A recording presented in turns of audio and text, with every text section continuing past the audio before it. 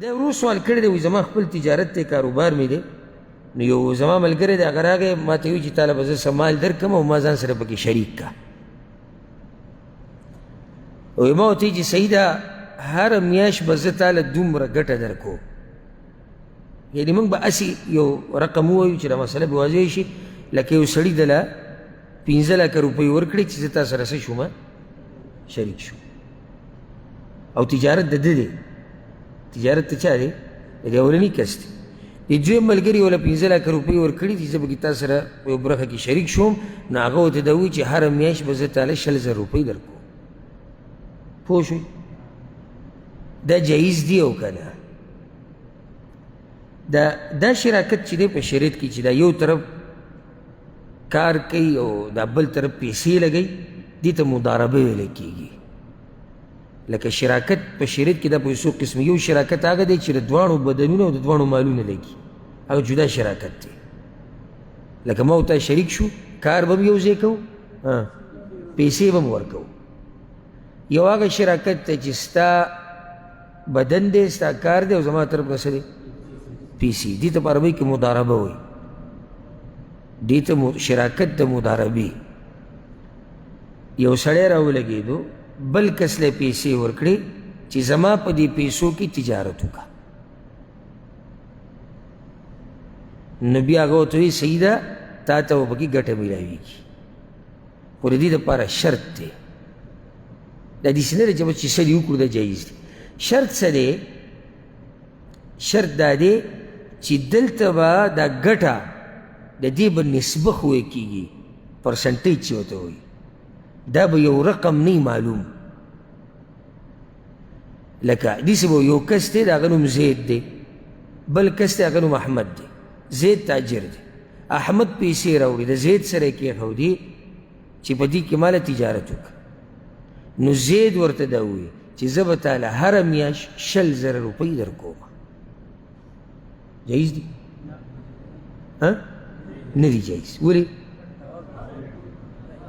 ځکه چې دا یقیني څوک ویلی شي چې هره میاشت به د 100,000 روپۍ ګټي او که دې کې تاوان راشي او که زیاتې شي زیاتېدی به شي که نه ها نو شریعت څه وایي چې نسبه به ښیې نو زید وی احمد ته چې تاله به زه 4 حصه درکړم 4 حصه د څه د ګټې 4 حصه د راس المال نه چې کومې پیسې دې ما در کړي د هغې نه به درکوم نه 4 حصه د څه د ګټې مناسب ده که نه ده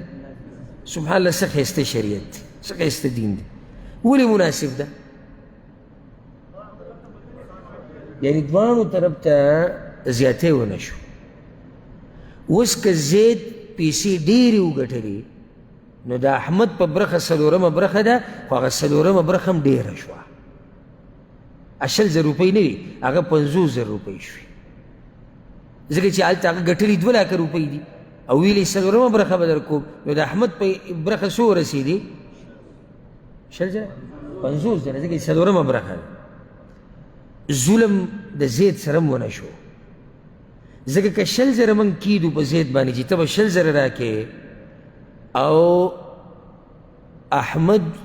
وګټلي دومره چې هغه 100,000 ته هم نه رسي زید دومره وګټلي چې هغه 100,000 ته هم نه رسي خو اتفاق یې د احمد سره کړی زه به 100,000 درکوم زیاتی چا سره وشو د زید سره وشو نو څومره ښکلی دین دی ته نسبه کېده ته څه کېده نسبه او ځکه په دې باندې دا ګوره اجماعي مسله ده یعنی څومره علما چې دي او تیر شوي دي د ټولو په دې باندې اتفاق دی دا امام ابن المنذر رحمه الله وی اجمع اهل العلم على هذا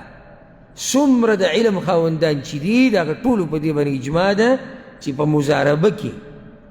مضاربه څه ته وایي د یو بدن دی د بل پیسې دي په مضاربه کې ته داسې معلومه ګټه نشي ښویی چې د هغې رقم ته ووایې چې دا به دومره ګټه درکو نو څنګه ګټه به ښیې نسبه به ښیې پرسنټیج به ښیې 8 برخه به تایې 10 برخه به تایې 9 به تایې 4 به بایلې 6 به بایلې چې هر یو به په هر مسله باندې دوی اتفاق وکړو نو هغه څه دي بیا جایز دي که نه جایز؟ جایز دي.